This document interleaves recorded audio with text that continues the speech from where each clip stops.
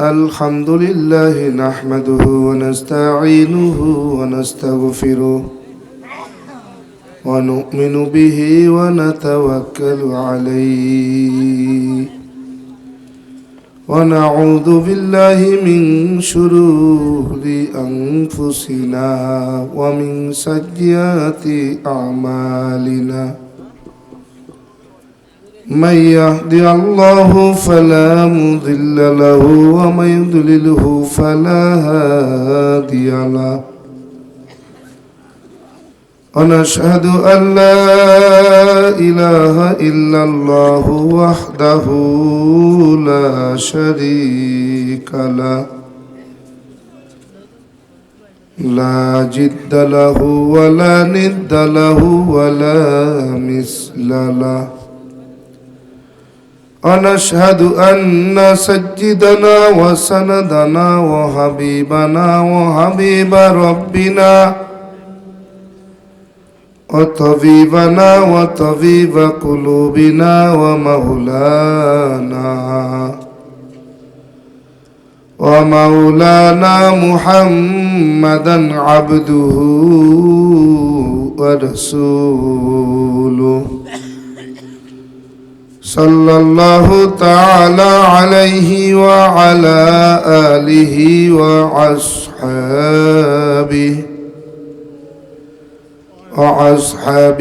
وبارك وسلم تسليما كثيرا الذي أرسله الله تعالى بالحق بشيرا ونذيرا وداعيا إلى الله بإذنه وسراجا منيرا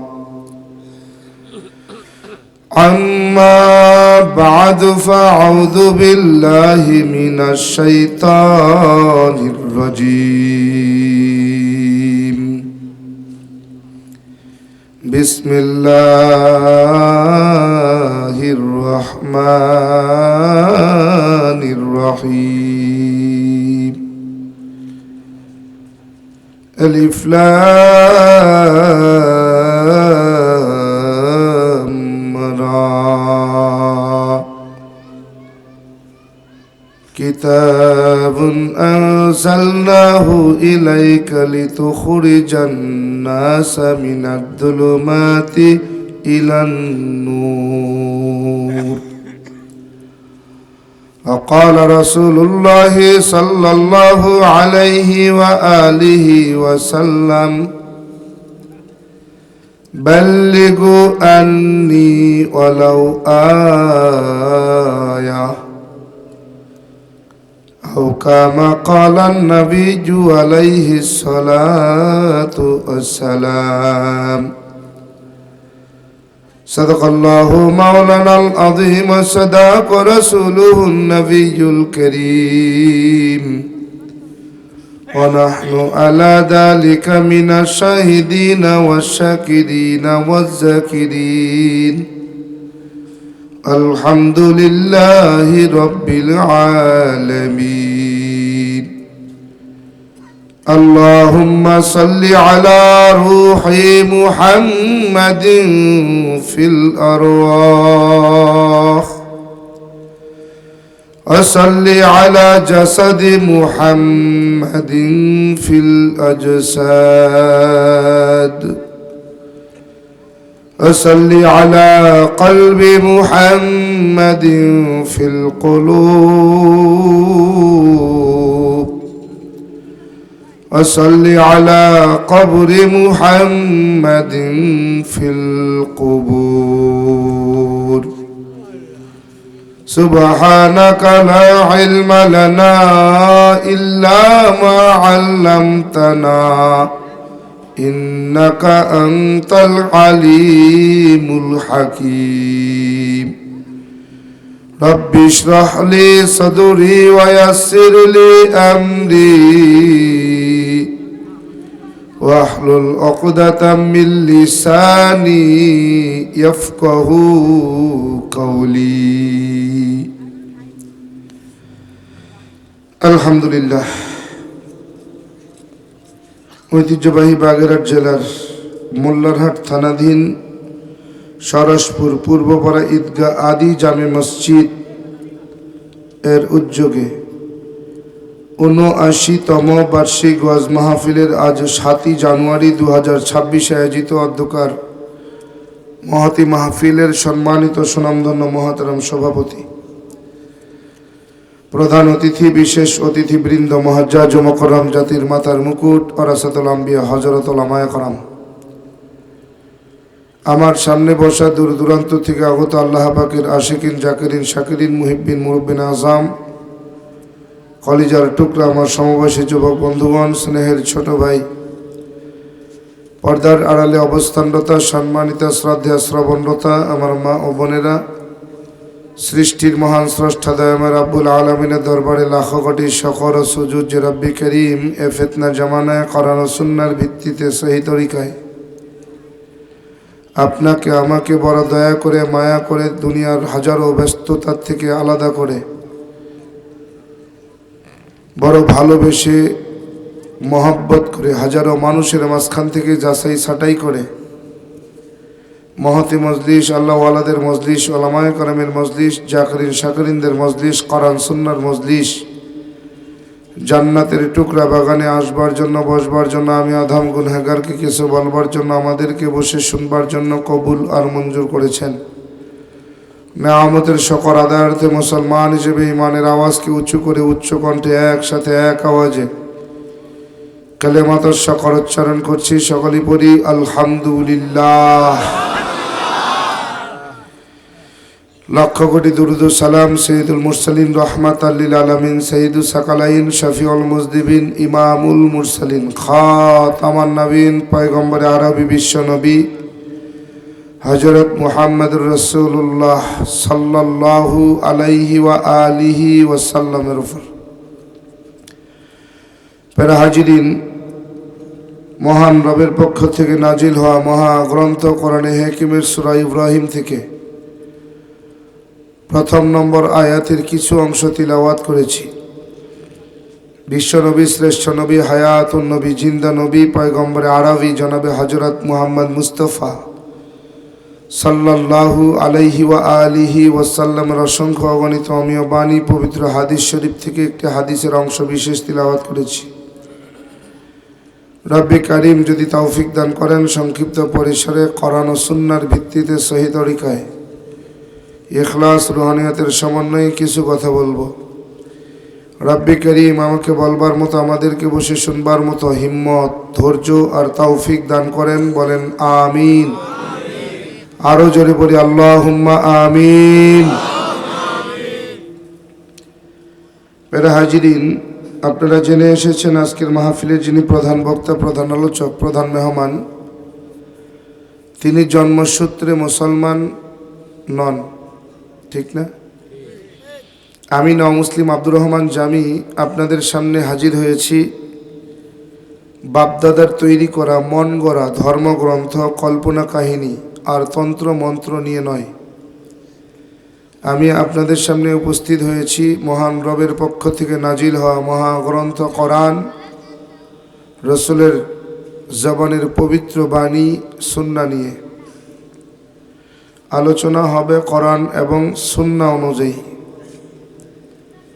এর বাইরে এলোমেলো আলোচনা করার মতো কোনো মন মানসিকতা, তবিয়ত আমার ইচ্ছা নাই। কারণ এই মাহফিলটা যখন থেকে প্রচার প্রসার শুরু হয়েছে, তখন থেকে একদল জান্নাতের পলাতক মুফতি সাহেবরা চার দোকানে বয়া বয়া ফতোয়াবাজি করছে না। কিরে, বাংলাদেশে এত বক্তা থিয়ান দাওয়াত দিলি ন মুসলিম, ফোরসেনি কোরআন হাদিস জানেনি কিছু, কুই ভুই তো বাপ দাদার কিচ্ছা কাহিনী কি। এখন যদি কিচ্ছা কাহিনী কই তাইলে কইব কি, কয় ও কইছিলাম না, মিলছেনি কথার কাছে হয়েছে তো। এখন যদি নাও কই তাও ঝামেলা। কালকে আবার সকালবেলা চার দোকানে বয়ে বয়ে কইব কিরে ন মুসলিম বলে দাওয়াত দিলি, এদিক কোরআন হাদিসের কথা কইল, বাপদাদার কাহিনী কইলই না। আদৌ কি সে অমুসলিম ছিল না দাওয়াত বেশি পাওয়ার লোভে আবার নামের আগে ন মুসলিম লাগাইছে? বুঝলেন নাই? হুজুর গো দোষ সব জায়গায়। হুজুরে যদি একটু জোরে আটে কয় কি হুজুর দাওয়াত আছে মনে হয় না, যদি একটু আস্তে আটে কয় কি দাওয়াত টাওয়াত নাই। স্বাস্থ্য যদি আমার মতো একটু ভালো হয় দেহ পরের বাড়ি খায়া ফেডারে বানাইছে কি। আবার যদি একটু শিখ না হয় কয় কেউ পরের বাড়ি না খাইলে কি ফেট মোটা। কাপড় যদি একটু জামাটা লম্বা হয় কয় দেখো হুজুর গো কারণে কাপড়ের দাম বাড়ছে। আবার যদি একটু খাটো হয় কয় টেডি মার্কা হুজুর কইতো নইছে নামাজ হইবনি পিছনে কি। হুজুর গো সব জায়গায় জ্বালা। ফতোয়া নিতে এসে আল্লাহর বান্দায় কয় হুজুর এটা ফতোয়া দেন দে। কি ফতোয়া দিতাম? কয় ইমাম সাহেব যদি হাতা কাটা ফতুয়া ফরে ইমামতি করে এর পিছনে নামাজ হয়? কার বিরুদ্ধে ফতোয়া? ওগুলো বেড়া রাখ, হের ফতোয়া পরে দিব আগে তোর ফতোয়া দি। কয় তুই যদি হাতা কাটা ফতুয়া ফরে নামাজ পড়ো তোর নামাজ হইব নি? কয় কেরে হইব না কে? 70 টাকা ফরজ। কি টাকা ফরজ? 70 ডাকছি না তো হইব না কেরে? ও তুমি হাতা কাটা ফতুয়া ফরে নামাজ পড়লে তুমি 70 ডাইকা নামাজ পড়লে তোমার নামাজ হয়, ইমামের হয় না? হ্যাঁ, তো তুই হাতা কাটা মুসল্লি, তোর ইমাম তো হাতা কাটাই হওয়ার কথা। কি হাতা কাটা মুসল্লির ইমাম হাতা কাটা হবে? একজনকে হুজুর ইমামে যদি সিগারেট খায় নামাজ হইব? ইমামের ফতুয়া পরে আগে তোর ফতুয়া। কয় তুই যদি বিড়ি খায় নামাজ পড়ো তোর নামাজ হইব? কয় হইব না কেরে? বিড়ি খাওয়া মাকরু। বিড়ি খাওয়া কি মাকরু? তো হইব না কেরে? তোর যদি বিড়ি খায় নামাজ পড়লে নামাজ হয়, তো ইমামের হইব না কেরে? তুই বিড়ি খাওয়া মুসল্লি, তোর ইমামও বিড়ি খাওয়া ইমাম। কি মুসল্লি যেমন ইমাম তো তেমনই, জনগণ যেমন দেশের সরকারও তেমন। জনগণ নির্বাচনের আগে 500 খায়, সরকার কোনো কাট করে দেওয়ার আগে 5000 নেয়। কথা কয় না? তো তুমি 500 খাইছো, তুমি 5000 দিব না? হে বেটা জমি জায়গা বেচ্চা নির্বাচনের রাতে তোর ভোট কিনছে, তোর মাথা কিনছে। মাথা কি কিনছে? মাথা। তো তুই মাথা বিক্রি করছো, তো তোর কাছ থেকে নিব না আমার কাছ থেকে নিব? কেউ হ্যাঁ, জনগণ যেমন সরকারও তেমন। জনগণ যদি ভালো হইতো সরকারে ভালো হইতে বাধ্য। কথা কয় না? আমরা খালি সরকারের বিরুদ্ধে গান গাই না, সরকার এই করলো কে, সেই করলো কে, ওইটা করলো কে, এইটা করলো কে, কে করলো, তুই করলি কে? কি ঠিক না? হাজিরিন, আমি অমুসলিম আব্দুর রহমান জামি টোটালি একটা ব্যতিক্রমী মানুষ। কাউকে ছেড়ে কথা বলি না, কাউকে না। কথা বলার সময় পিছনের দিক তাকাই না। কথা যা বলি স্পষ্ট, ভালো লাগলে শুনবেন, না লাগলে বাড়ি চলে যাবেন, কোনো আপত্তি নেই। কিন্তু উচিত কথা বলার জন্য কাউকে পরোয়া করি না। বাংলাদেশে মুসলিম অনেক আছে, আমি অনলি ওয়ান পিস। আমি একাই একরকম আলাদা, কাউকে ছাড়ি না। দুনিয়াতে আসছি, যেতে হবে, এটাই বাস্তব। হ্যাঁ, দুনিয়ায় আসছি, যেতে হবে। 2 দিন আগে না হয় 2 দিন পরে, হয় শহীদ না হয় গাজী। কথা বলেন না কেন? হয় শহীদ না হয় গাজী। অতএব ভয় কিসের? ভয় কিসের? কাউকে ভয় করি না। ভয় করি একমাত্র তাকে যিনি আমাকে বাঁচাতেও পারেন, মারতেও পারেন। এছাড়া আর কাউকে ভয় পাওয়ার মানুষ আমি না।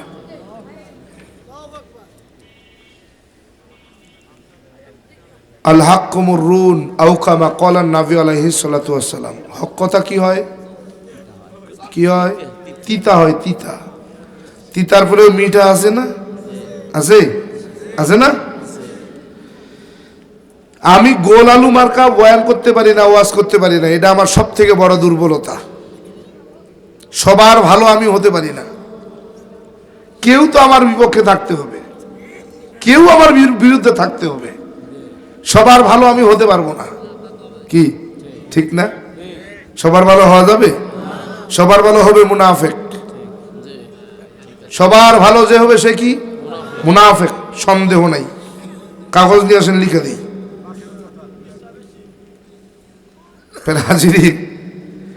গোল আলু মার্কা বক্তা বয়ান করে গোল আলু মার্কা,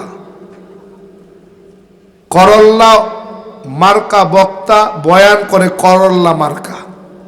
কি বোঝেন নাই? গোল আলু, বাজারে আলুর দাম কম না বেশি?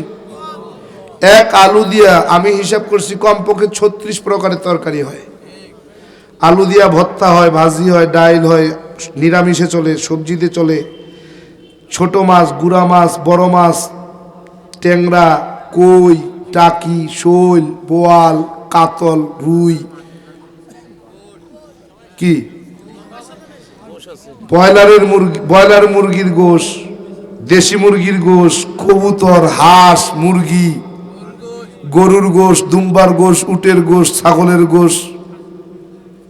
কি চলে? চলে, সব জায়গায় চলে। বাজারে আরো একটা সবজি আছে, নাম তার করল্লা। কি করল্লা? এই করল্লা সব জায়গায় চলে না। গরুর গোশে দিলে কেমন লাগে? খাসির গোশে হ্যাঁ চলে? চলে না। এরপরেও আলুর দাম বেশি না করল্লার দাম বেশি? করল্লার দাম বেশি। বাবারে বাবা। হ্যাঁ, করল্লা সব তরকারিতে চলে না, কিন্তু করল্লা দাম বেশি। কারণ কি? কারণ তো একটা আছে, দাম বেশি। কারণ কি? দাম বেশি হওয়ার কারণ হলো করল্লার মধ্যে একটা ঔষধি গুণ আছে। কি আছে? ঔষধি গুণ। আপনার এলাকায় ডায়াবেটিক্স আছে নি? ডায়াবেটিক্স আছে? এই যার ডায়াবেটিক্স আছে, ডায়াবেটিক্সের মহা ঔষধ হলো করল্লা।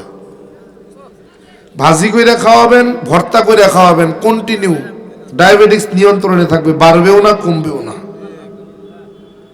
আরেকটা ওষুধের কাজ করে। জ্বর হয়নি আপনার এলাকায় মানুষের? জ্বর হইলে তো ওই বিক্রমপুরের রাজভোগ মিষ্টিটা খুব স্বাদ পাওয়া যায় নাকি? হ্যাঁ, কি হয়? দূর গোলামের বাচ্চা, গোলাম কত মিষ্টি আনছে, এটা খাওয়া যায়? ফসা মিষ্টি লয়েছ শোনা। আসলে দোষ মিষ্টির না জিব্বার? জিব্বার। এই তিতা জিব্বার পরিবর্তন আনতে হলে, স্বাদের পরিবর্তন ঘটাতে হলে মুরব্বীরা কয় একটা কথা, কাটা দিয়া কাটা তুলতে হয়। কেউ কাটা দিয়া কাটা তুলতে হয়, কাটা দিয়া ছাড়া কাটা তোলা যায় না। বলে যে জিব্বাটায় তিতা হয়েছে, এই জিব্বার মধ্যে করল্লার প্রলেপ লাগাও। করল্লা ভাজি খাওয়াও, ভর্তা বানায়া খাওয়াও, দেখবা জিব্বার স্বাদ পরিবর্তন হবে, অন্য তরকারিতে মজা লাগবে। বুঝেন নাই? তাইলে তিতার পরেও মিঠা আছে না নাই? আছে না?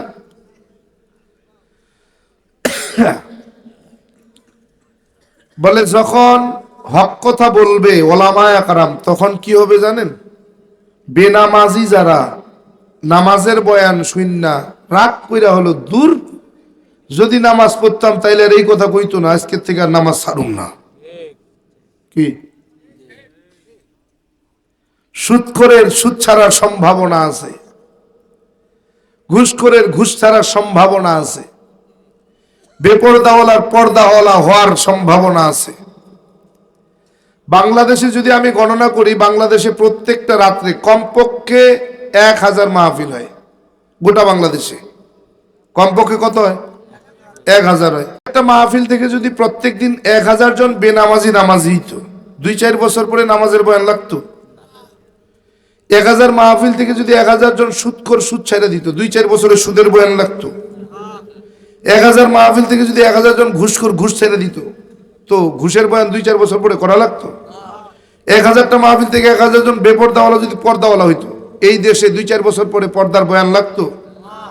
আছে না নাই এখনো? যে বেড়ায় বয়ান শোনার আগে নামাজ পড়ে নাই, বয়ান শোনার পরেও নামাজ পড়ে না। বয়ান শোনার আগে সুদ খাইতো, বয়ান শোনার পরেও সুদ খায়। বয়ান শোনার আগে ঘুষ খাইতো, বয়ান শোনার পরেও ঘুষ খায়। বয়ান শোনার আগেও বেপরদায় চলছে, বয়ান শোনার পরেও বেপরদায় চলে। কি আছে না? কারণ কি? কারণ কি? কারণ হলো আমরা যারা বক্তা, যারা বয়ান করি, ওই বয়ান অনুযায়ী আমরা নিজেরা আমল করি না। কি কথা কয় না? সাধারণ জনগণকে দোষ দিয়ে লাভ কি? দোষ তো আমগো। আল্লাহ তাআলা স্পষ্ট করে বলছেন, ইয়া আইয়ুহাল্লাযীনা আমানু লিমা তাকুলুনা মা লা তাফআলুন। স্পষ্ট কথা, ঈমানদার শোনো, ওই কথাটা তুমি উম্মতের শোনাও যেই কথার উপরে তুমি নিজে আমল করো। ওই কথা উম্মতের শোনায়ও না যেই কথা তুমি নিজে আমল করো না। কি বক্তার বয়ান শুনা বুক ভিজা লাইছে, কাইন্দা জারে যার। বক্তা বয়ান করে নামাজের, নিজের নামাজের খোঁজ থাকে না। বক্তা বয়ান করে সুদের, নিজের সুদের খোঁজ থাকে না। বক্তা বয়ান করে ঘুষের, নিজের ঘুষের খোঁজ থাকে না। বক্তা বয়ান করে পর্দার, নিজের পর্দার খোঁজ থাকে না। কি এরকম বক্তা আছে না নাই? আপনি বলবেন আর আমি শুনবো, আমি যা দেখছি তাই বলতেছি। অগণিত বক্তা এরকম আছে যারা নামাজ সময় মতো পড়ে না, ছুটে যায়, কোনোদিন কাজাও আদায় করছে কিনা সন্দেহ আছে। কসম, এটা বাস্তব কথা বলছি। সুদের বয়ান করে নিজে সুদ ছাড়ে না, ঘুষের বয়ান করে নিজে ঘুষ ছাড়ে না। কি আছে না এরকম বক্তা? বাংলাদেশে 570টা মডেল মসজিদ। কয়টা? 570। এর অধিকাংশ মসজিদের খতিব টাকার বিনিময়ে ইমামতি পাইছে। কথা কয় না, কথা কয় না, কথা কয় না। কিসের বিনিময়? এটা কি হাদিয়া না ঘুষ? ঘুষ। যে ইমাম ঘুষ দিয়া ইমামতি নিছে, ওই ইমামের পিছনে বলেন তো কিয়ামত পর্যন্ত নামাজ পড়লে কয় ওয়াক্ত নামাজ কবুল হবে? মনে করেন হবে? এই যে উচিত কথা কই দেখে অনেক ওলামায়ে কেরাম আমার উপরে নারাজ। তাতে আমার লাভ না ক্ষতি? তারা আমার বিরুদ্ধে গেলে তাতে আমার যায় আসে? তারা ভালো বললে আমার লাভ কি, মন্দ বললে আমার ক্ষতি কি? ওই উপরের জন যদি ঠিক থাকে তাইলে আর কোনো টেনশন নাই। দরকার উপরের জায়গাটা ঠিক রাখা। কোনটা? উপরের জায়গাটা ঠিক রাখা। রাবেয়া বসরি রহমাতুল্লাহ আলাইহা দরিদ্র ছিলেন, দাসীবান্দির কাজ করতেন, মানুষের বাড়ি দাসীর কাজ করতেন। 5 ওয়াক্ত নামাজ সময় মতো পড়তেন। আবার সন্ধ্যাবেলা যখন বাড়িতে আসতেন সারা রাত তাহাজ্জুদে কাটায় দিতেন। আল্লাহ তাআলা ফেরেশতাদের নিয়ে গল্প করতেছে, ফেরেশতারা কয়, আল্লাহ আপনার বান্দি তো এমনি দরিদ্র, এমনি তো ধনী ব্যক্তির চাইতে 500 বছর আগে জান্নাত পাবেই, তো আবার এত কষ্ট করে কে? বোধহয় জান্নাত পাওয়ার আশায়, জাহান্নাম থেকে বাঁচার আশায় এত ইবাদত করে। কয় ফেরেশতা যায় একটু পরীক্ষা করে ল। এসে কে রাবেয়া, তুই দরিদ্র, তো ধন সম্পদ নাই, করো দাসীবান্দির কাজ। রাসূল বলছেন ধনী ব্যক্তির চাইতে দরিদ্র ব্যক্তি 500 বছর আগে জান্নাতে যাবে, তো তুই তো দৈনিক 5 ওয়াক্ত নামাজ সময় মতো পড়ই, আবার এত কষ্ট করে সারা রাত তাহাজ্জুদ পড়ো কেন? জান্নাত পাবার আশায়, জাহান্নাম থেকে বাঁচার আশায়? রাবিয়া বসরি রহমাতুল্লাহ আলাইহা বলতেছে, এই আগন্তুক, তুমি কি ভাবছো আমি জান্নাত পাওয়ার আশায় আমি আমার আল্লাহর ইবাদত করতেছি? তুমি কি ভাবছো আমি জাহান্নাম থেকে বাঁচার আশায় আমি আল্লাহর ইবাদত করছি? না, আমি জান্নাত পাওয়ার আশায় আর জাহান্নাম থেকে বাঁচার আশায় আমার মালিকের ইবাদত করি না। আমি তো মালিকের ইবাদত করি, যেই মালিক জান্নাত আর জাহান্নামের মালিক, সেই মালিককে পাবার জন্য। তো মালিক আমারে জান্নাত দিয়া দিল, কিন্তু জান্নাতে আমার মালিক থাকলোই না। আমি রাবেয়া জান্নাত দিয়া কি করব? মালিক আমাকে জাহান্নামে দিয়া দিল, কিন্তু জাহান্নামের মধ্যে আমার মালিক বসে থাকলো, তো আমার রাবেয়ার কি টেনশন থাকলো? কি জাহান্নামের মধ্যে যদি আল্লাহ বসে থাকে, জাহান্নামের আগুন জ্বলবে না? হ্যাঁ, চিন্তা করছেন? আমি জান্নাত পাওয়ার আশায়ও আল্লাহর ইবাদত করি না, জাহান্নাম থেকে বাঁচার আশায়ও আল্লাহর ইবাদত করি না, বরং জান্নাত আর জাহান্নামের মালিক যিনি, তাকে পাওয়ার জন্য ইবাদত করি। আমি নওয়া মুসলিম আব্দুর রহমান জামি ঠিক তেমনি কারো ভালোবাসা পাওয়ার জন্য বয়ান করি না, কারো রাগ থেকে বাঁচার জন্য বয়ান করি না। আমার বয়ান করি আমি উপরওয়ালাকে রাজি খুশি করার জন্য। এটা আমার পেশা না, এটা আমার নেশা। এটা আমার পেশা না, এটা আমার নেশা। বলবেন কেন? আল্লাহ তাআলা হয়তোবা আমার হাতে অনেক অমুসলিমের হেদায়াত রাখছেন।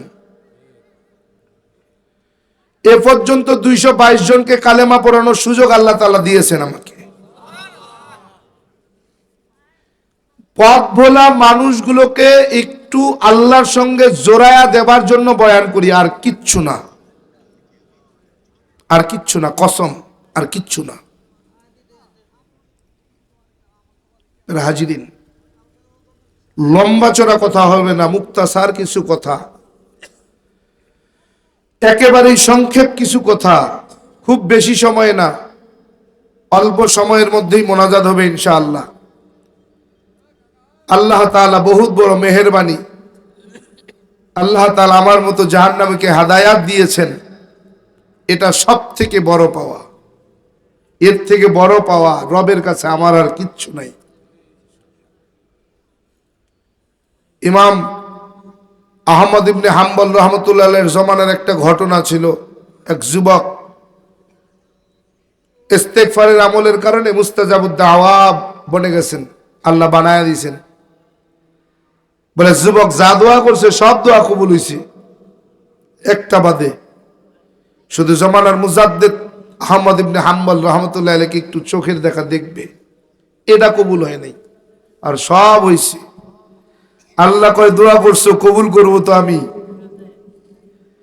তুই জমানার মুজাদ্দিদের কাছে দেখা করতে যাবি না, আমি তোর জমানার মুজাদ্দিদকে তোমার কাছে পাঠায়া দিব, বয়া বয়া দেখবি। কসম, আজ পর্যন্ত রবের কাছে যা চাইছি, রব খালি হাতে ফিরায় নাই, একটা জিনিস পাওয়া বাকি, শুধু আমার মায়ের হেদায়াত। কসম করে বলছি, যদি আল্লাহ তাআলা আমার মাকে হেদায়াত দিয়ে দেন, আল্লাহর কাছে আমার পক্ষ থেকে আর কোনো চাওয়া নাই। আল্লাহ শূন্য হাতে আমাকে দ্বীনের জন্য কবুল করছেন, আজকে গাড়ি বাড়ির মালিক বানাইছেন, এর থেকে বেশি কি চাই? পরিবার সহ বায়তুল্লাহ নিছেন, এর থেকে বেশি কি চাই? আগামী 26-এর হজে যাওয়ার নিবন্ধন আল্লাহ করার ব্যবস্থা করে দিয়েছেন, এর থেকে আর চাওয়ার কি চাই? আর কি চাবো? আল্লাহর কাছে যা চাইছি আলহামদুলিল্লাহ। একটা জিনিস, শুধু খালি মা যদি হেদায়েত পেয়ে যায়, কসম করে বলছি আমার রবের কাছে আর কোনো চাওয়া নাই, রব আমাকে সব দিয়েছেন। আল্লাহ মেরা হাজিরিন, কোরআনে কারিম থেকে তিলাওয়াত করেছি। যে কোরআন থেকে তিলাওয়াত করেছি, এই কোরআনটা নাজিল হয়েছে মক্কা থেকে 3 মাইল উত্তরে। মক্কা থেকে 3 মাইল উত্তরে জাবালে নূর নামক পাহাড়ে, হেরা গুহা নামক গর্তের ভিতরে 610 খ্রিস্টাব্দ 21শে আগস্ট 20 রমজান দিবাগত রাত সবে সাদেকের সময় আল্লাহ তাআলার পক্ষ থেকে এই কোরআনের আগমন ঘটে। কবে? 610 খ্রিস্টাব্দ 21 আগস্ট 20 রমজান দিবাগত রাত সবে সাদেকের সময় কোরআনের আগমন ঘটল। এই কোরআন পরিপূর্ণ হতে আল্লাহ তাআলা 23 বছর সময় নিলেন। কত বছর? 23 বছর সময় ধরে আল্লাহ তাআলা আমার রসুলের জীবনের শেষ হজ, বিদায়ী খুতবা, আরাফার ময়দানে জাবালে রহমতের চূড়ায় দাঁড়ায়া আল্লাহ তাআলা এই কোরআনে কারিমকে পরিপূর্ণ করেছেন। কতদিন পরে? 23 বছর পর কোরআন পরিপূর্ণ হলো।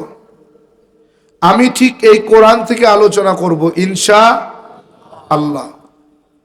তবে হ্যাঁ, যদি বাপদাদার কিচ্ছা কাহিনী, তন্ত্র মন্ত্র কিছু উদাহরণস্বরূপ পেশ করার প্রয়োজন মনে করি, তখন দুই একটা মন্ত্র শোনাবো। একবারে ঢালাও ভাবে শুধু জীবনী বলবো এজন্য আসিনি।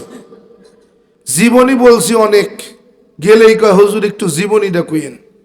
কর্তৃপক্ষ জানতে চায়, আমি বলি, আর চার দোকানের মুফতি সাহেবরা করে দেখছো ঈদের ব্যবসা।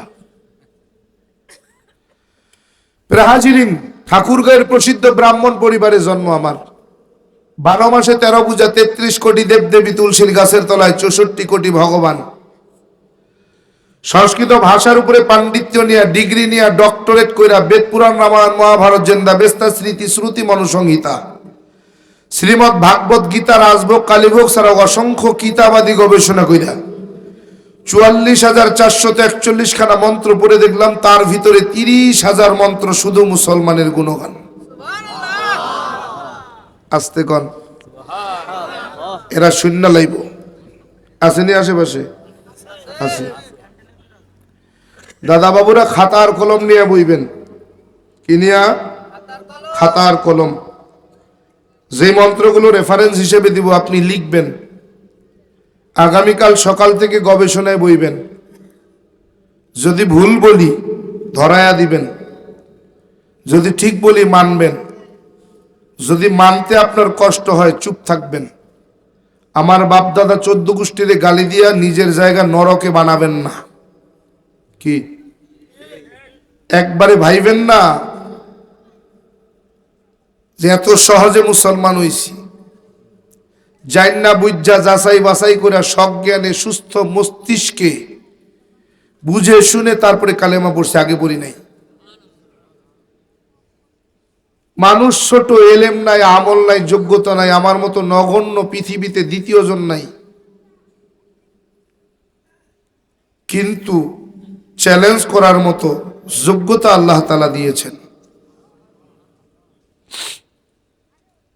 হাজিরিন, আল্লাহ তাআলা কোরআনে কারিমের মধ্যে কি বলতে চান? আল্লাহ তাআলা বলতেছেন, আলিফ লাম রা, আলিফ লাম মিম, তাহা হামিম, আইন সিন মিম, নুন قاف ইয়াসিন। এই হরফগুলোর কোন অর্থ হয় না।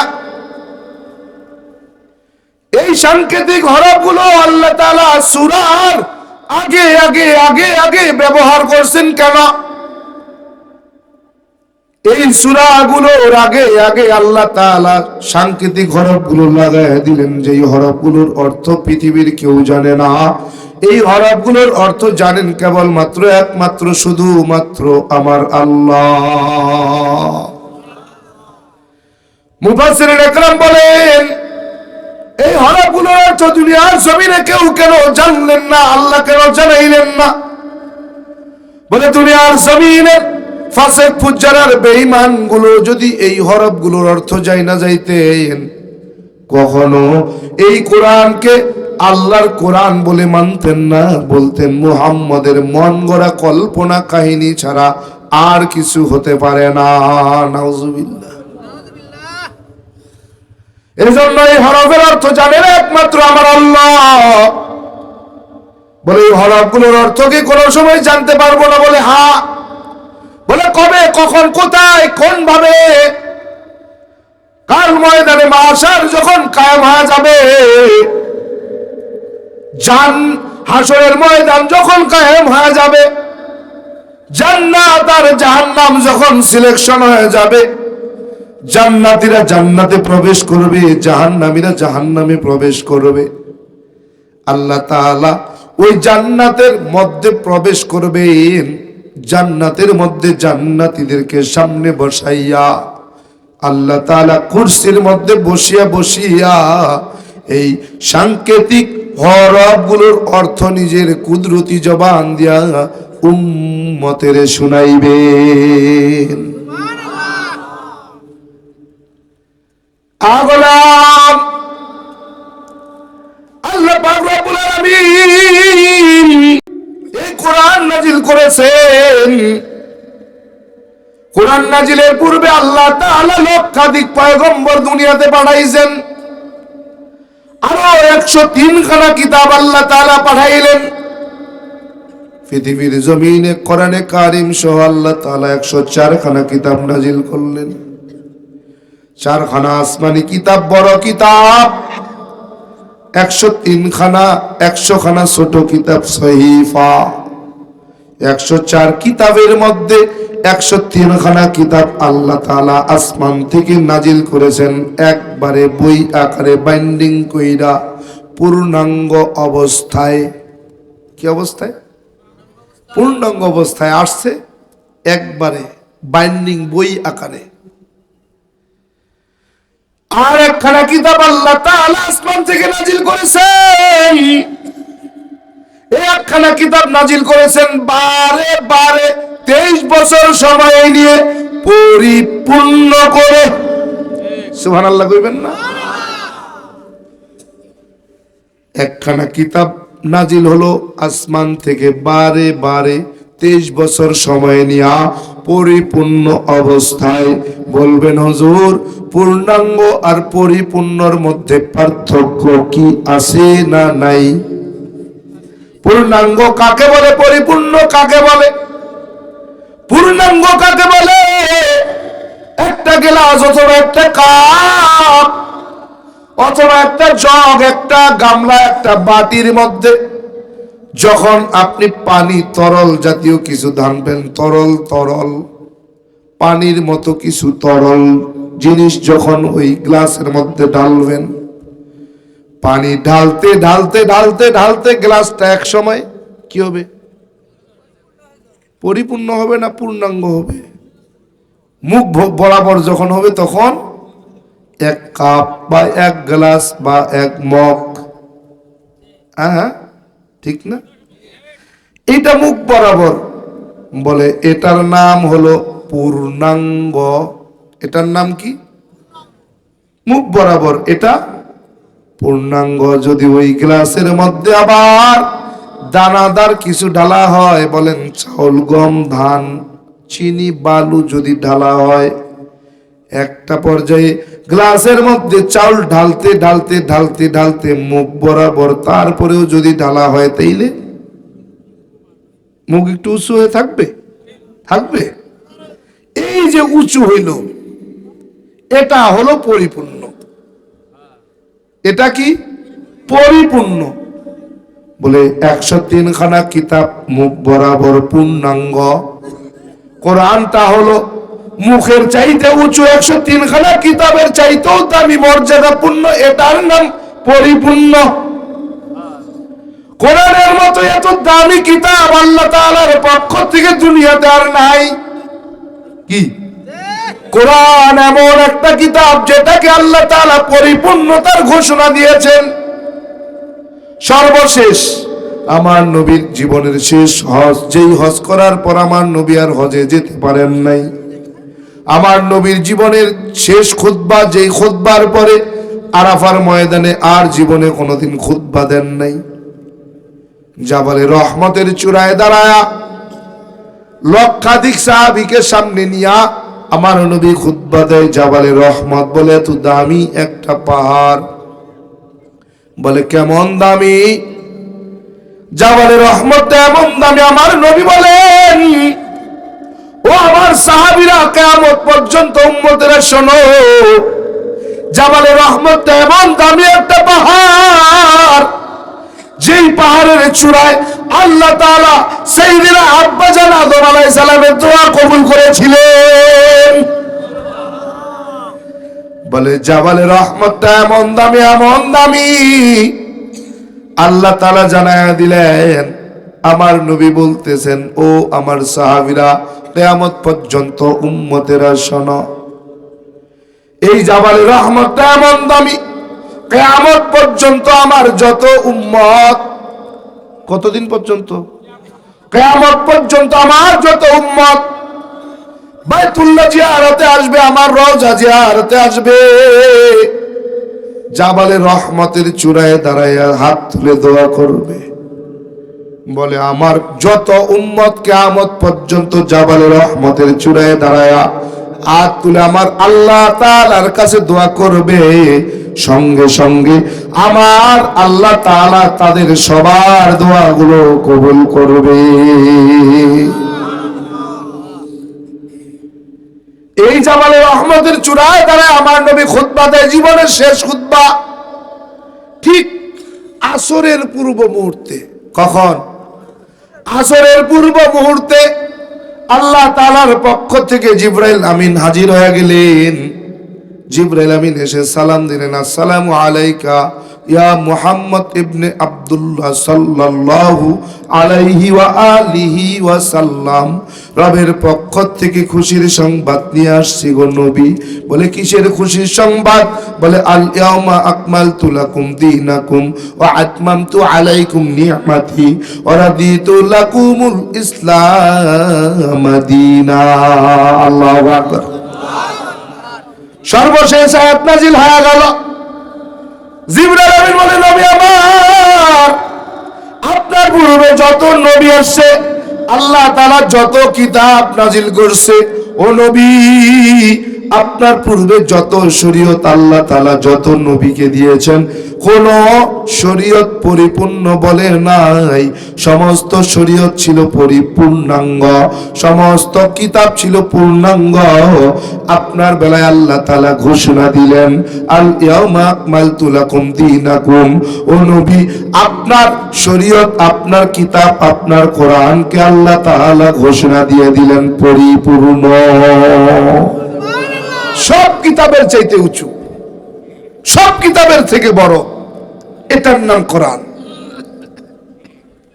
যদি কোনো সময় আসার সুযোগ হয় তখন আরো বিস্তারিত ব্যাখ্যা করব ইনশাআল্লাহ।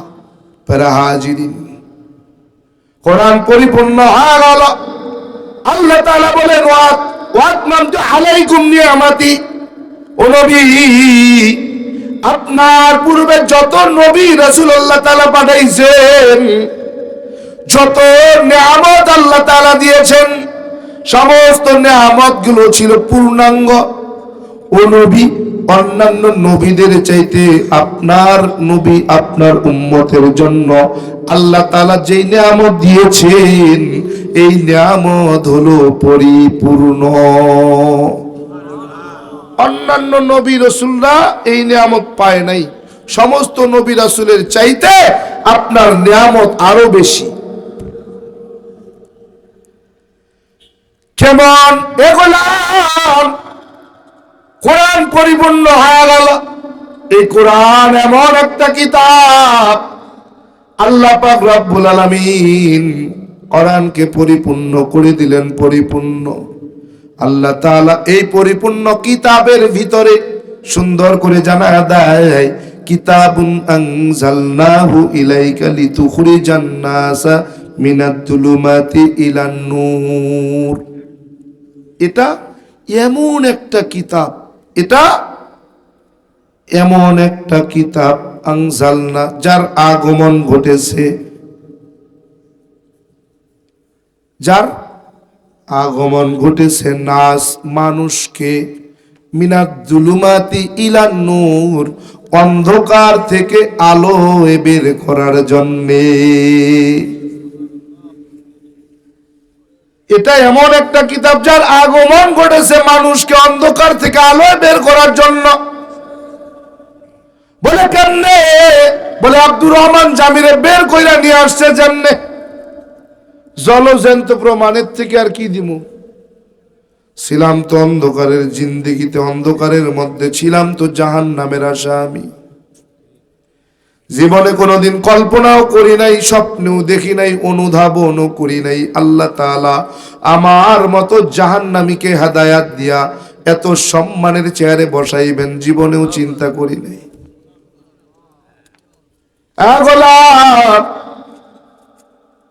আল্লাহ তাআলা যে এত মহান, আল্লাহ তাআলা যে এত পাওয়ার, বলে এমন পাওয়ার আল্লাহ তাআলা চাইলে ব্রাহ্মণের ঘরেও মুসলমান পয়দা করতে পারে। আল্লাহ তাআলা চাইলে মুসলমানের ঘরেও বেঈমান পয়দা করতে পারে, পারে না? এগুলা আমার মতো জাহান্নামীকে আল্লাহ তাআলা এত সম্মান দিয়েছে।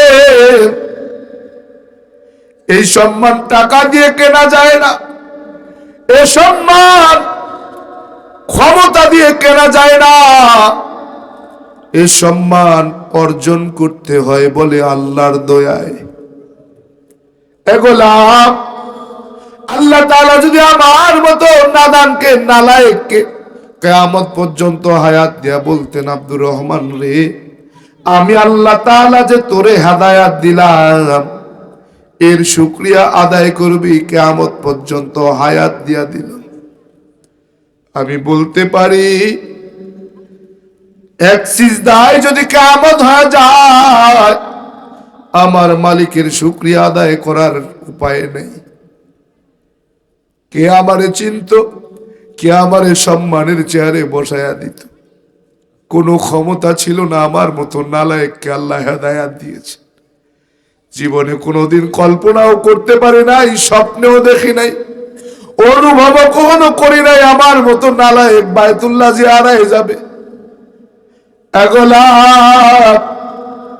যেদিন ঢাকার জমিন থেকে বিমানে উঠলাম বায়তুল্লাহর উদ্দেশ্যে, ছোট্ট ছোট্ট বাচ্চাগুলোকে নিয়ে, 2 বছরের একটা ছোট ছেলে, 9 বছরের একটা ছেলে, 12 বছরের একটা মেয়ে, আমি আর বাচ্চাদের মা 5 জন মিলে।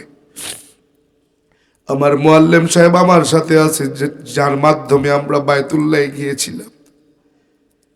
এগুলা ঢাকার জমিন থেকে সব হাজিরা আনন্দ ফুর্তি নিয়ে রওনা করলাম। মক্কার জেদ্দার এয়ারপোর্টে যখন নামলাম, এয়ারপোর্টের মাইকে ঘোষণা হইতেছে, আমরা এই মাত্র পবিত্র ভূমি জেদ্দায় অবতরণ করেছি। সব হাজি সাহেবরা আনন্দ ফুর্তি নিয়ে বিমান থেকে নামতেছে। সব হাজি সাহেবদের মনের মধ্যে ফুর্তি, আজকে আমার রবের ঘর তোয়াব করবে। সবাই খুশিতে বায়তুল্লাহর সামনে দাঁড়ায় আজকে দোয়া করবে। সব খুশির নামে খুশি নিয়া নামতেছে। আমার পিছনে আমার পরিবারের সব নেমে যায়। ছেলেটা, বড় ছেলেটা বলে, আব্বু আমরা কি নামবো না? বাবা অবশ্যই নামবো, নামার জন্যই তো আসছি। বলে তাইলে নামেন না কেন? মেয়ে কয়, বাবা নামেন না কেন? আলিয়া কয়েক নামেন না কেন? বললাম সবাই তো নামে বড় আনন্দ ফুর্তি নিয়ে। আমি নালায়েক তো কোনোদিন স্বপ্ন দেখি নাই, আমি তো কোনোদিন কল্পনাও করি নাই পবিত্র ভূমিতে আসতে পারবো। যেই মালিক আমারে পবিত্র ভূমিতে নিয়ে আসছে, এই পবিত্র ভূমির উপরে না জানি কখন কোন সময় যেন আমার নবী হেঁটে হেঁটে গেছেন। আমি যেখানে কদম রাখবো না জানি ওই জায়গাটার মধ্যে কোনো সময় কোনো দিন কোনো মুহূর্তে আমার নবীর কদম পড়েছিল। আমি নালায়েক ছিলাম, জাহান্নামের আসামি। আমি যে কদমটা রাখবো, যদি ওই কদম আমার নবীর কদমের উপরে পড়ে যায়, কাল যদি হাসরের ময়দানে আল্লাহ তাআলা জিজ্ঞাসা করে, আব্দুর রহমান তোরে তো আমি হেদায়েত দিছিলাম, আমার নবীর উম্মত বানাইছিলাম, এরা আব্দুর রহমান পবিত্র ভূমিতে কদম রাখছো, যেই জায়গায় কদম রাখছো ওই জায়গায় তো আমার নবীর কদম পড়েছিল। তুই আমার নবীর সম্মানে কি আমার নবীর কদম বাদ দিয়া কদম ফালাতে পারোনি? ও বিবি, কি জবাব দিব আমার রবের সামনে দাঁড়ায়? ও বিবি, এজন্যই তো নামতে পারি না। তাইলে কি আমরা নামবো না? বলে হ্যাঁ অবশ্যই নামবো রে, নামার জন্যই তো আসছি। আমার নবীর পবিত্র ভূমি দেখবো, ঘুরে ঘুরে দেখবো। একটু সময় দাও, আমি আমার রবের কাছে একটু তওবা করি, আমার রবকে একটু তওবা করি, রবের সামনে তওবা জানাই। গোলাম, পবিত্র ভূমি মক্কা কত দামি, কত কত কত দামি। যেই জমিনে আমার নবী দুনিয়ার জমিনে আগমন করেছিলেন, মক্কার জমিন পবিত্র ভূমি কত দামি। আরে গোলাম, আমার আল্লাহ তাআলা আমার মতো জাহান্নামীকে হেদায়েত দিয়েছেন। আল্লাহ পাক রব্বুল আলামিন বলেন, কিতাবুন আনজালনাহু ইলাইকা লিতুখরিজান নাসা মিনাদ-দুলুমাতি ইলান-নূর। বলে এটা এমন একটা কিতাব যার আগমন ঘটেছে মানুষকে অন্ধকার থেকে আলোয় বের করার জন্য। বলে কেমন? বলে কেমনে? বলে আব্দুর রহমান জামিরে বের কইরা নিয়ে আসছে যেমনে। এগুলা আব্দুর রহমান জামি আবার কোন অন্ধকারের মধ্যে ছিল? হিন্দুদের ধর্মগ্রন্থ গীতা। কি গীতা? শ্রীমদ্ ভাগবত গীতা 7 নম্বর অধ্যায়ের 20 নম্বর শ্লোকের মধ্যে তাদের ভগবান শ্রীকৃষ্ণ বলতেছেন, অন্ধতম প্রবি শান্তি ইয়ে অসম্ভূতি মুপাস্তে। দুনিয়ার জমিনে তারা অন্ধকারের মধ্যে ডুবে আছে, তাদের কাছে আলোর সন্ধান পৌঁছায় নাই, তারা এখনো আলোর সন্ধান পায় নাই। যারা মূর্তির পূজা, গাছের পূজা, মাছের পূজা, আগুনের পূজা, পাহাড়ের পূজা, পর্বতের পূজা করতেছে, যারা চেয়ার টেবিল কৃত্রিমের পূজা করতেছে, তাদের কাছে এখনো আলোর সন্ধান পায় নাই, তারা আলোর সন্ধান পায় নাই, তারা অন্ধকারের মধ্যে নিমজ্জিত রয়েছে। আর এই অন্ধকার থেকেই আলোয় বের করার জন্য এই কিতাবের আগমন হয়েছে। বলে কেমন? যখন মক্কার জমিনে নারীদের কোনো সম্মান ছিল না, মক্কার জমিনের নারীরা ঘর থেকে যদি সকালবেলা সম্মান নিয়ে বের হইতো, সন্ধ্যা যেই সময়টায় কন্যা সন্তান জন্মগ্রহণ করা ছিল অভিশাপ, যেই সময়টায় কন্যা সন্তান জন্মগ্রহণ করলে তাকে জীবন্ত দাফন করা হতো, এমন একটা সময় এই পবিত্র কিতাবের নাজিল হলো। এমন একটা কিতাব নাজিল হয়ে গেল। গোলাম, ব্রিটিশ মিউজিয়ামে রাখা 1250টা ধর্মগ্রন্থ পাওয়া যায়। 1249টা ধর্মগ্রন্থ পবিত্রতা ছাড়া পড়াও যায়, ধরাও যায়। একটা ধর্মগ্রন্থ আছে অপবিত্র অবস্থায়, পড়া তো দূরের কথা, ধরারও কোনো উপায় নেই। বলে কেমন? ওই ব্রিটিশ মিউজিয়ামে রাখা 1250টা ধর্মগ্রন্থের 1249টা ধর্মগ্রন্থের ভুল প্রমাণ করে দেখানো যায়। কি করা যায়? ভুল প্রমাণ করে দেখানো যায়। একটা ধর্মগ্রন্থের ভুল আজ পর্যন্ত কেউ বের করতে পারে নাই, কিয়ামত পর্যন্ত কেউ ভুল বের করার উপায়ও নেই। 1249টা ধর্মগ্রন্থকে চ্যালেঞ্জ দেওয়া যায়। 1249টা ধর্মগ্রন্থের অনুসারী যারা, তোমাদের সবাইকে চ্যালেঞ্জ দেয়া গেলাম, যদি তোমরা তোমাদের ধর্মগ্রন্থের সত্যতা প্রমাণ কইরা দিতে পারো, কথা দিলাম আমি আব্দুর রহমান জামি সকলের সামনে খোলা ময়দানে কালেমা চাইরা তোমার ধর্ম গ্রহণ করব। আর আমি আব্দুর রহমান জামি যদি 1249টা ধর্মগ্রন্থের ভুল প্রমাণ কইরা দিয়া যাইতে পারি, কথা দাও তুমি কি খোলা ময়দানে সকলের সামনে কালেমা পড়ে মুসলমান হবে? এর থেকে বেশি চ্যালেঞ্জ দিতাম কি? আহো, যদি বাপের বেটা বুকে বল থাকে, সৎ সাহস থাকে, চ্যালেঞ্জ গ্রহণ করো। তোমার চ্যালেঞ্জ মোকাবেলার জন্য আমার পক্ষ থেকে মুরব্বীদের প্রয়োজন নাই, ইনশাআল্লাহ তাআলা সুম্মা ইনশাআল্লাহ তাআলা। মুরব্বীদের শুধু দোয়ার হাত যদি মাথায় থাকে, মুরব্বীদের পক্ষ থেকে আমি আব্দুর রহমান জামি চ্যালেঞ্জ দিলাম, তোমগো সব গুরু ঠাকুর গনিয়ার সামনে খোলা ময়দানে বসো, আমি আমার পক্ষ থেকে একা বসবো। যদি তোমরা বিজয়ী হও কালেমা ছাড়বো, যদি আমি বিজয়ী হই তাহলে তোরা কালেমা পড়বি। হ্যাঁ, বাপের বেটা হলে চ্যালেঞ্জ গ্রহণ কর। আজ পর্যন্ত কোনো বাপের বেটা রেফাই নেই, কিয়ামত পর্যন্ত ভাবো বলে মনে হয় না।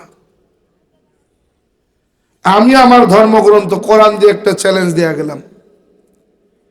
1249টা ধর্মগ্রন্থের অনুসারী যারা আছো, তোমাদেরকে চ্যালেঞ্জ করলাম, আমার ধর্মগ্রন্থ পবিত্র কোরআনের একটা ভুল তো দূরের কথা, একটা সন্দেহ তো দূরের কথা, আমার কোরআনের একটা জের, একটা জবর, একটা পেশ তো দূরের কথা, একটা নুক্তার পরিবর্তন দেখাও।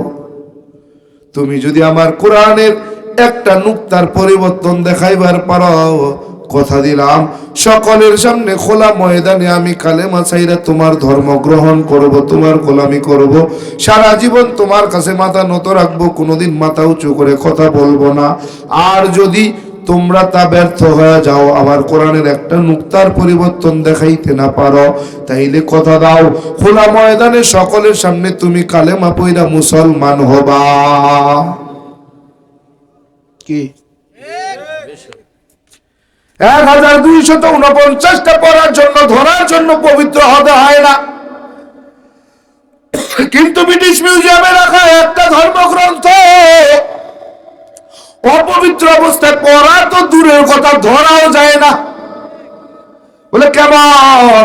ওই ব্রিটিশ মিউজিয়ামে রাখা একটা ধর্মগ্রন্থ, যে ধর্মগ্রন্থটার সামনে একটা কম্পিউটার বসানো, যে কম্পিউটার বসানো ওই ব্রিটিশ মিউজিয়ামে বিশাল এক সাইরান লাগানো, সাইরান বলে কেউ যদি ওই ধর্মগ্রন্থটাকে অপবিত্র অবস্থায় পড়া তো দূরের কথা, ধরতে চায়, বলে যদি স্পর্শ করতে চায়, বলে স্পর্শ করার আগে কম্পিউটারের মনিটরে লেখা ওঠে লা ইয়ামাসসুহু ইল্লাল মুতাহহারুন, ডোন্ট টাচ দা হোলি কোরআন, অপবিত্র অবস্থায় এই কোরআনকে স্পর্শ করা যাবে না। দেখাও তুমি কোন ধর্মগ্রন্থ দেখাবা, যদি বাপের বেটা হও। আজ পর্যন্ত কাউরে পাই নাই। চেল্লায় বেড়াই, চ্যালেঞ্জ দিয়ে বেড়াই, কি এমনি এমনি বুকে বল না থাকলে? আমি জানি তো, আমি এই সাপটারে কি কয় আপনাদের এলাকায়? ফানুস, কেউটো সাপ। যদি সবল দেয় আর সময় মতো চিকিৎসা না হয় তাহলে কমপক্ষে 1 সপ্তাহ বাঁচে, মোটে 13 সেকেন্ড। ডাক্তার বিজ্ঞান প্রমাণ করছে, যদি সময় মতো এটায় চিকিৎসা না হয় তাহলে 13 সেকেন্ডে একজন মানুষ মারা যায়। আমি এই সাপরে বিশ্বাস করি, কিন্তু ওগরে বিশ্বাস করি না। কাগরে ওগরে বিশ্বাস করি না। কারণ কেন বিশ্বাস করি না? আল্লাহ তাআলা নিজেই বলছেন ইয়া আইয়ুহাল্লাযীনা আমানু লা তাত্তাখিযুল ইয়াহুদা ওয়ান নাসারা আউলিয়া। খবরদার, অমুসলিমদেরকে বন্ধু রূপে গ্রহণ করবে না। অমুসলিমরা যদি তোমার বন্ধু হয়, বুঝবা এর মধ্যে নিশ্চয়ই কোনো স্বার্থ আছে। স্বার্থ ছাড়া সে কখনো মুসলমানের বন্ধু হয় না। চ্যালেঞ্জ। এই জন্য আমি এখান থেকে নাইমাই যে তুমি আমারে কইবা না মৌলবী পাইছো কই, দলিল দে। হ্যাঁ, তুমি যে কইবা না পাইছো কই মৌলবী, দলিল দে। দলিল দিবার জন্য খালি হাতে আসি নাই। ওই গাড়িটার পিছনে ছোট্ট একটা কিতাবের ব্যাগ নিয়ে আইছি। একবারে খালি হাতে আসি নাই। তবে একটা শর্তে দেখামু। শর্ত যদি দেখাবার পারি তাহলে কালেমা পড়া লাগবে। কি দেখাইতে পারলে কালেমা পড়বি, আর দেখাইতে না পারলে আমি কালেমা ছাড়বো, ব্যাস। এজন্য হাজিরিন, মানুষ ছোট, এলেম নাই, আমল নাই, যোগ্যতা নাই, কিন্তু যেইটুক আছে একবারে ফেলানোর মতো নাই। হাজিরিন, আল্লাহ তাআলা বলেন কিতাবুন আনজালনাহু ইলাইকা লিতুখরিজান নাসা মিনাদ দুলুমাতি ইলান নূর। এটা এমন একটা কিতাব, বলে কোন কিতাব নাম জানি না, শুনি নাই কোন সময় নাম।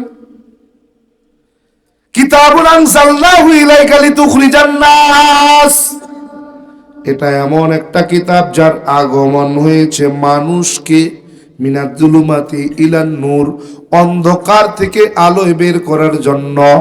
বলে কোন কিতাব? বলে কিতাবের নাম আমার জানা নাই, তবে পৃথিবীতে হাজার হাজার লক্ষ লক্ষ কিতাব পাওয়া যায়। কোন কিতাব জীবিত নয়, সব কিতাব মৃত। একটা কিতাব এখনো পর্যন্ত আছে জীবিত, কিয়ামত পর্যন্ত থাকবে জীবিত। কয়টা কিতাব? একটা একটা একটা। বেদকে যদি প্রশ্ন করি, বলো তোমার নাম কি, বলতে পারে না, কারণ বেদ মৃত। গীতাকে যদি বলো তোমার নাম কি, বলতে পারে না, কারণ গীতা মৃত। রামায়ণকে যদি বলি তোমার নাম কি, বলতে পারে না, কারণ রামায়ণ মৃত। মহাভারতকে যদি বলি তোমার নাম কি, বলতে পারে না, কারণ মহাভারত মৃত। মনুসংহিতাকে যদি বলি তোমার নাম কি, বলতে পারে না, কারণ মৃত। জেন্দা বেস্তাকে যদি প্রশ্ন করি তোমার নাম কি, বলতে পারে না, কারণ মৃত। তাওরাতকে যদি বলি তোমার নাম কি, বলতে পারে না, কারণ তাওরাত মৃত। জবুরকে যদি বলি তোমার নাম কি, বলতে পারে না, কারণ মৃত। ইনজিলকে যদি বলি তোমার নাম কি, বলতে পারে না, কারণ মৃত। একটা ধর্মগ্রন্থ আছে যাকে বলতে প্রশ্ন করতে দেরি হয়, জবাব দিতে দেরি নেই। একটা কিতাব, এই কিতাবটার নাম আমি জানি না। আপনারা জানেন? আমি জানি না। বাবা আমারে বড় আশা কইরা সংস্কৃত বিশ্ববিদ্যালয়ে ভর্তি করে দিয়েছেন। বাবার ফিকির হলো বাবার অবর্তনে বাবার দায়িত্ব পালন করতে হবে, বড় পণ্ডিত হতে হবে। সংস্কৃত বিশ্ববিদ্যালয় থেকে ডিগ্রি নেওয়া যেদিন বাবার সামনে আসছি, বাবাকে কি খবর? খুব ভালো। কেমন ভালো? বলে আমার বেসের মধ্যে ফার্স্ট ক্লাস ফার্স্ট। খালি ফার্স্ট ক্লাস ফার্স্ট হলে হবে? আমার বেসে আমার থেকে বেশি মার্কস কেউ পায় নাই। আমি জানতাম, আমার বিশ্বাস ছিল ভালো করবে। হ্যাঁ, বাবার বিশ্বাস ছিল ভালো করবে, করছি তো। বলে বাবা ভালো তো করছি, কিন্তু কিছু বিষয় আমার বুঝে আসে নাই। এই বিষয়গুলো কি আপনি আমাকে বলবেন? বাবাকে কোন বিষয়গুলোর কথা বলছো? সর্বপ্রথম বাবা 12 মাসে তার অজল খোদা 33 কোটি দেব দেবী, তুলসীর গাছের তলায় 64 কোটি ভগবান, তারা কারা? বলে তারা কারা? বলে আমি জানি না। তো মানেন কেন? বাপদাদায় মানছে, না মাইনাও পারি না।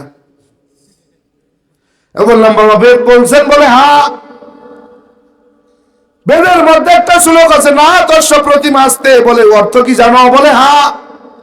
কি অর্থ বলো? বলে সৃষ্টিকর্তা আমি সৃষ্টিকর্তার কোনো প্রতিমূর্তি নেই, প্রতিছবি নাই, আকার নাই, আকৃতি নেই, দেখা যায় না, ধরা যায় না, ছোঁয়া যায় না, লাল নীল হলুদ না সবুজ, তাও অনুভবও করা যায় না। বাবা জানতে চাই 12 মাসে 13 জন খোদা, 33 কোটি দেবদেবী, তুলসীর গাছের তলায় 64 কোটি ভগবান, তারা কারা? বাবা কয় জানি না। জানেন না তো মানেন কেন? বলে বাপদাদাই পূর্বপুরুষ মানছে, না মাইনাও তো পারি না। বললাম বাবা এখানেই শেষ না। বলে কি আছে? বললাম বাবা বলেন তো আমাদের সৃষ্টিকর্তা কে? বলে ঈশ্বর। কে?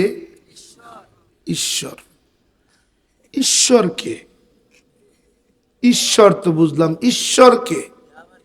কয় সৃষ্টিকর্তা। সৃষ্টিকর্তা কে? কয় শিব। ঘুরে গেছে। চিন্তা করছে, শিব যদি সৃষ্টিকর্তাই হবে বাবা, তাইলে আমরা যদি দুর্গার ঘটনা দেখি, দুর্গার ঘাম দিয়া নাকি তার একটা ছেলে বানিয়েছিলেন গণেশ। তাহলে কেমন ভগবান যে আমার স্ত্রী ঘাম দিয়া ছেলে বানাইলো নাম গণেশ, সেই গণেশের খবরই রাখলো না। হ্যাঁ, চিন্তা করছেন? মা দুর্গায় গেছে গোসলখানায় গোসল স্নান করতে, গণেশরে পাহারা রাখছে। বাপ মহাদেব আসছে, ভিতরে যাবে, কয় যাওয়া নিষেধ। মা নিষেধ করছেন। কয় তুমি কে? কয় আমি মায়ের ছেলে। কয় তুমি কোন ছেলে? কয় তা তো জানি না, আমার নাম গণেশ, আমি মায়ের সন্তান, মা আমাকে ডিউটি দিয়ে গেছেন কেউ যেন ভিতরে না ঢুকে। কয় দুর্গা যদি তোর মা হয় আমি তোর বাপ। কয় কোনো বাপ টাপ চিনি না, সর। চিন্তা করছেন? কয় বাপ টাপ চেনার সময় নাই, সর। এক পর্যায়ে বাপ আর বেটার মধ্যে যুদ্ধ শুরু হলো। বাপের ত্রিশূলের আঘাতে সন্তানের মাথা চলে গেল। মা বাইরে এসে দেখে, কয় বাপে সন্তানের মাথা কাটতে লাইছে। আরে সর্বনাশ, এইটারে সুস্থ বানাবা, তারপরে তোমার সঙ্গে কথা, এর আগে কথা নাই। না পাইরা হাতির মাথা কাইটা নিয়ে এসে জড়ায় দিছে। কি পাওয়ার! চিন্তা করছে কত বড় পাওয়ার। তুই যখন এত বড়ই ভগবান, তুই তোর সন্তানরেই চিনলি না? কয় কেমন? কয় শিব বলে তার বাপ, শিব বলে, মহাদেব বলে ঈশ্বর। ওকে ফাইন, মহাদেব যদি ঈশ্বর হয়, বাবা আমাকে একটু বুঝাইয়া দেন কেমনে সে ঈশ্বর, কেমনে সে সৃষ্টিকর্তা। কেমনে বুঝতে চাও? বললাম একম এবা দ্বিতীয়ম, সৃষ্টিকর্তা নাকি এক অদ্বিতীয়? বলে হ্যাঁ। বলে এই এক অদ্বিতীয় কে? বাবা কয় তারপর বলো। আমাকে এটা কও। কয় আগে বলো, শেষ করো। একম এবং অদ্বৈতম, সৃষ্টিকর্তা কারো মুখাপেক্ষী নন, বরং সমস্ত সৃষ্টি জগৎ তার মুখাপেক্ষী। একম ব্রহ্মা দৈত্য নাস্তি নহিনা নাস্তি কিঞ্চন, সৃষ্টিকর্তা খায়ও না, ঘুমায়ও না, স্ত্রীও নাই, সন্তানও নাই। সৃষ্টিকর্তা জন্ম কাউকে দেয় নাই, নিজেও জন্ম গ্রহণ করে নাই। ও বাবা বলো, এই তিনটা মন্ত্রের অর্থ যার সঙ্গে মিলবে অবশ্যই সে সৃষ্টিকর্তা, আমিও তাকে মানব। বলে বাবা তুমি কি অস্বীকার করতে চাচ্ছ? বলে না, সৃষ্টিকর্তা নিশ্চয়ই একজন আছেন। তিনি কে? বাবারে কই বাবা, কুল হু আল্লাহু আহাদ। আল্লাহ বলেন, মুহাম্মদকে উদ্দেশ্য করে বলেন, মুহাম্মদ বলেন। কাকে বলছেন? মুহাম্মদ বলেন। বলে মুহাম্মদ কিডা? আমাকে মুহাম্মদ সম্পর্কে জানতে চান, কলকি পুরাণ খুলেন। কি খুলবে? এরপরে আসতেছি মুহাম্মদের জায়গায়। কলকি পুরাণের 1 থেকে 14 নম্বর শ্লোক। প্রথম নম্বর শ্লোকের নাম সর্বশেষ যিনি অবতার হয়ে দুনিয়াতে অবতরণ করবেন তার নামের প্রথম অক্ষর হবে ম, শেষের অক্ষর দ। যেই নামের অর্থ হবে প্রশংসিত। দ্বিতীয় নম্বর শ্লোক, যিনি জন্মগ্রহণ করবেন সাহারা মরুভূমিতে। কোথায়? সাহারা মরুভূমিতে। যিনি, বৃষ শব্দটা লেখা সংস্কৃত শব্দ, বৃষ শব্দের অর্থ হলো গাভী। যিনি বৃষের গোশতকে খাওয়া হালাল বলবেন তিনি। বাবারে কই বাবা, এইবার বলেন মুসলমানদের নবীর নাম কি? মুহাম্মদ সাল্লাল্লাহু আলাইহি ওয়া আলিহি ওয়াসাল্লাম। মুহাম্মদ নামের প্রথম অক্ষর কি বলে? ম। মুহাম্মদ নামের অর্থ কি বলে? প্রশংসিত। বললাম বাবা, শুধু প্রশংসিত নয়, সর্বপ্রশংসিত, যার প্রশংসার কাছে আর কোনো প্রশংসা নেই। বাবা, মুহাম্মদের জন্ম কোথায়? ভাই মরুভূমিতে। মুহাম্মদ সাল্লাল্লাহু আলাইহি ওয়া আলিহি ওয়াসাল্লাম গরুর গোশত, গাভীর গোশত খাওয়া হালাল নাকি হারাম করেছিলেন? হালাল।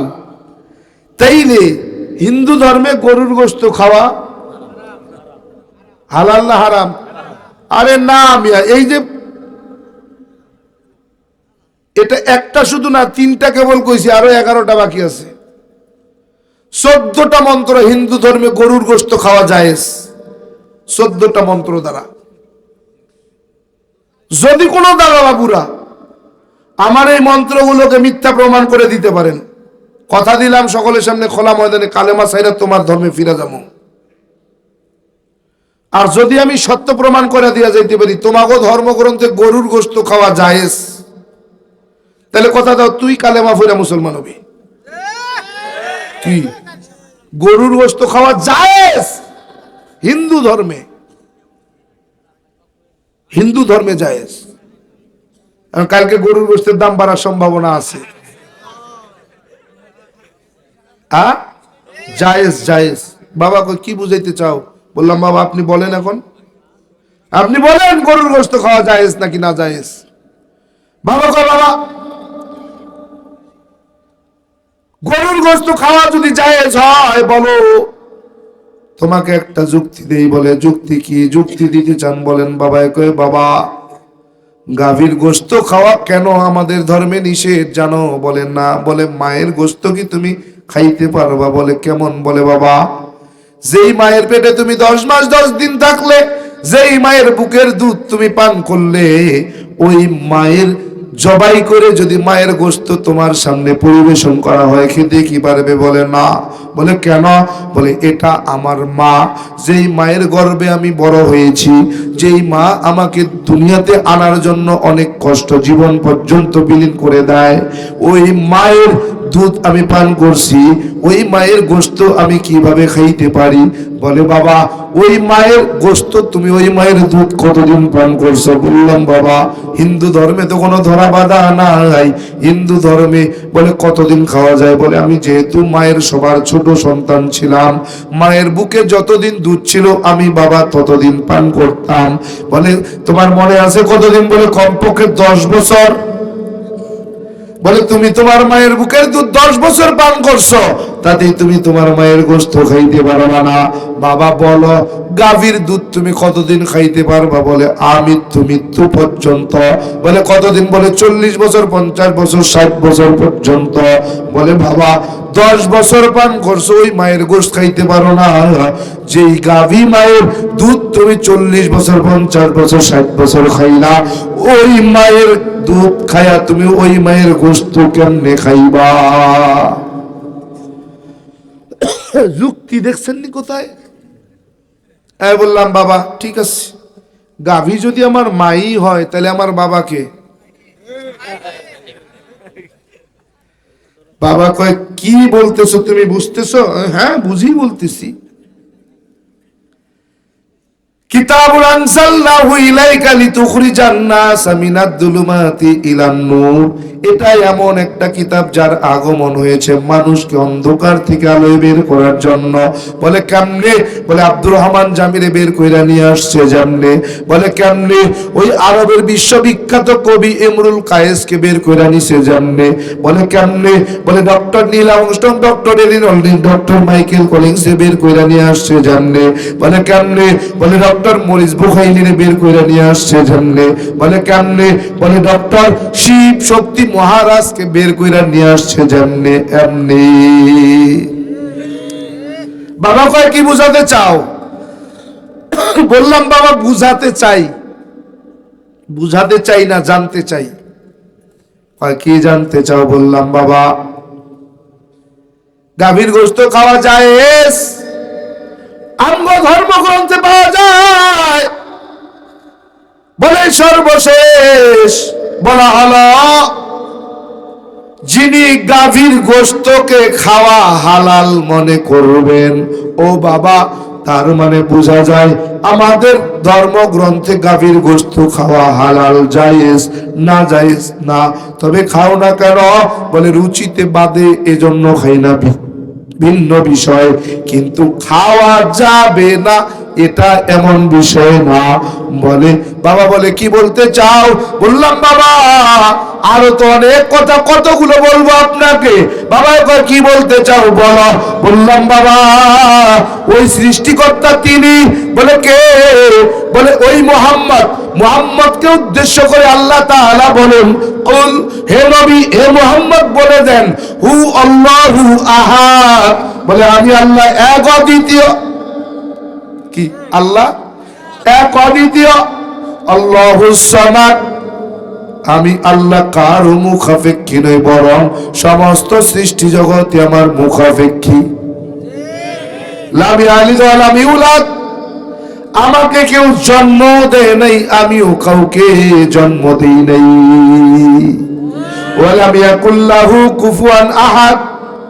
আমি খাইও না, ঘুমাইও না, স্ত্রীও নাই, সন্তানও নাই, জন্ম দেই নাই, জন্মগ্রহণও করি নাই। গোলাম তাইলে বোঝা গেল কি? ও বাবা এই তিনটা মন্ত্র বলে একমে বা দ্বিতীয় ম এবম এবম একম এবং অদ্বৈতম, একম ব্রহ্মাদ্বৈত নাস্তি বহিরা নাস্তি কিঞ্চন। এই তিনটা মন্ত্র যেই সৃষ্টিকর্তা যার সঙ্গে মিলবে তাকে আমি সৃষ্টিকর্তা মানি, আর যার সঙ্গে মিলবে না তাকে আমি মানি না। বলে কেমন? বললাম বাবা মহাদেব তো এক আর অদ্বিতীয় ধরে নিলাম। বলে ওই মহাদেব জন্মগ্রহণ করছেন না করেন নাই? বলে হ্যাঁ জন্মগ্রহণ করছেন। মহাদেবের বাবা আছে, মা আছে। ও বাবা তিনি খায় না, ঘুমায় না? বলে হ্যাঁ খায়ও ঘুমায়ও। তার স্ত্রী আর সন্তান বলে তাও আছে। বললাম বাবা এই তিন মন্ত্র দ্বারা ওই শিব কিন্তু, মহাদেব কিন্তু আমাদের সৃষ্টিকর্তা না, ও আল্লাহ না, ঈশ্বর না, সৃষ্টিকর্তা না। ও বাবা যদি কৃষ্ণের সঙ্গে মিলাইয়া দেখি, কৃষ্ণেরও বাবা আছে, মা আছে, কৃষ্ণ জন্মগ্রহণ করেছেন, জন্ম দিয়েছেন। ও বাবা কৃষ্ণের স্ত্রীও আছে, সন্তানও আছে। ও বাবা কৃষ্ণ খায় ঘুমায় কেমন? শুধু খায় না, ওই শ্রীকৃষ্ণ মামির বাড়ি থেকে মাখন চুরি করে পর্যন্ত খাইছেন। চিন্তা করছে। বাবা কয় কি কইতে চাচ্ছ? বললাম বাবা জানতে চাচ্ছি, জানতে, আপনি আমাকে সত্যটা বলেন। বাবারে কই বাবা আপনি কি জানেন? বলে কি জানবো? বাবারে কই বাবা আপনি উত্তরায়ণ বেদ কি পড়ছেন? বলে হ্যাঁ। বলে কি আছে উত্তরায়ণ বেদের ভিতরে? বললাম বাবা একটা শ্লোক। বলে কোন শ্লোকের কথা বলতে চাও? বলে লা ইলাহা হর্তি পাপম ইল্লু ইলাহা পরম পাদম জন্ম বৈকুণ্ঠ পরিণতি তজপি নাম মুহাম্মদ। বাবাই কয় মানে কি? বললাম বাবা এই মন্ত্রের ব্যাখ্যা আমি করি নাই, এই মন্ত্রের ব্যাখ্যা করেছেন ডক্টর বেদ প্রকাশ উপাধ্যায়। বলে কে তিনি? বলে তুঙ্গ গুরু ঠাকুর, লন্ডনের অক্সফোর্ড বিশ্ববিদ্যালয় থেকে 10টা ভাষার উপরে পিএইচডি করেছেন, 10টা ধর্ম নিয়ে গবেষণা করেছেন। এই ডক্টর বেদ প্রকাশ উপাধ্যায় সহস্তে একটা কিতাব লিখেছেন, কিতাবের নাম কল্কি অবতার। কল্কি অবতারের 33 নম্বর পৃষ্ঠার মধ্যে তিনি ব্যাখ্যা করেছেন। তিনি বলেন, ও দুনিয়ার হিন্দু মানুষ, নিজেকে যদি সত্যিকারের হিন্দু দাবি করতে চাও, এই শ্লোকের 2টা অংশ মনে প্রাণে মেনে নাও। বলে কি আছে? বলে প্রথম অংশ, লা ইলাহা ভর্তি পাপম ইল্লু ইলাহা পরম পাদম। যদি তুমি পাপ থেকে মুক্তি পেতে চাও, পাপগুলোকে পুণ্যের দ্বারা পরিবর্তন করাতে চাও, আর দেরি করিও না, লা ইলাহা ইল্লু ইলাহা নামক কালেমা পড়া মুসলমান হও।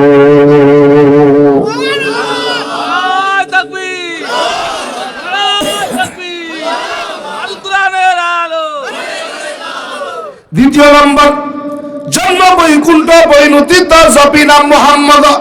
আর মৃত্যুর পরে যদি বৈকুণ্ঠ নামক স্বর্গে যেতে চাও, যেই স্বর্গে গেলে ক্ষুধার যন্ত্রণা থাকবে না, যেই স্বর্গে গেলে পানির পিপাসা লাগবে না, যেই স্বর্গে গেলে গাছের পাকা ফল ছুটে খেতে কেউ নিষেধ করবে না, যেই স্বর্গে গেলে কখনো তোমার বয়স বৃদ্ধি হবে না, যেই স্বর্গে গেলে তুলসীর মালা গলায় কখনো শুকাবে না, যেই স্বর্গে গেলে তুলসীর মালা শুকাইলে তুমি অসুস্থ হয়ে যাবে না, যেই স্বর্গে গেলে কখনো ওই তুলসীর মালা ছিঁড়ে পড়লে তুমি মারা যাবে না, যে স্বর্গে গেলে আবার তোমাকে দুনিয়ায় ফেরত আসতে হবে না, ওই স্বর্গে যদি যেতে চাও এমনি যাওয়া যাবে না।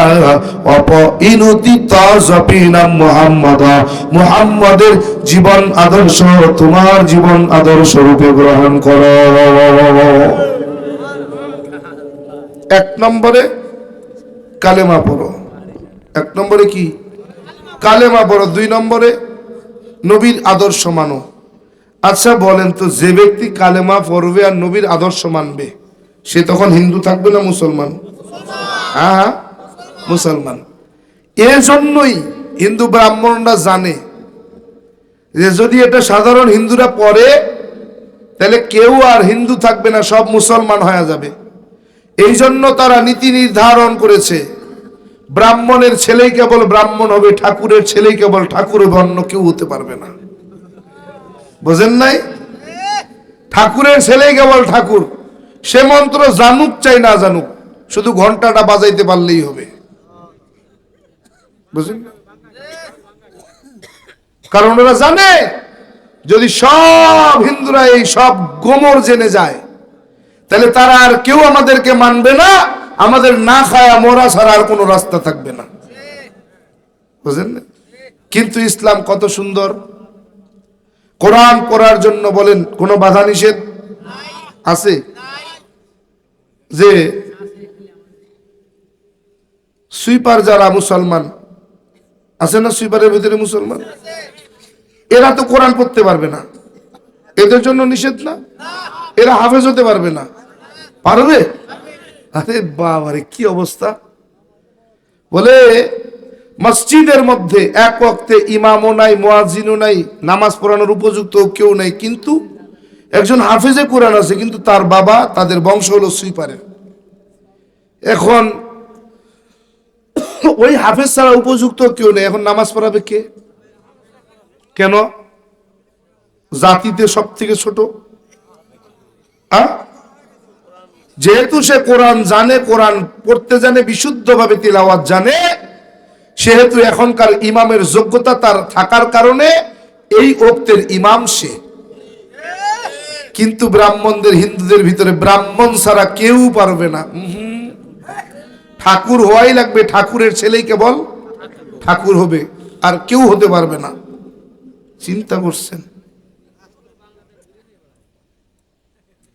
কসম করে বলি, কসম, এই যে 12 মাসে 13 জন খোদা, 13 জন পূজা করে, 13টা পূজা হয় না? কসম করে বলি, যদি তারা পূজার ইতিহাস জানতো, কেউ তারা মূর্তির কদমে সিজদা করতো না। কসম করে বলতে পারি, এরা ইতিহাসই জানে না। এই যে কয়েকদিন পরে আসবে সরস্বতীর পূজা, বিদ্যার দেবী। কি? বিদ্যার দেবী সরস্বতীর পূজা করবে। কেন? বলে যে ব্যক্তি সরস্বতীর পূজা করবে সে ঈশ্বরচন্দ্র বিদ্যাসাগর হয়ে যাবে। ঠিক না? এখন মুসলমানের সন্তান তো জিপিএ 5 গোল্ডেন জিপিএ 5 পায়, এটাই না পায়। তার মানে বোঝা যায় এরা গোপনে গোপনে মনে হয় সরস্বতী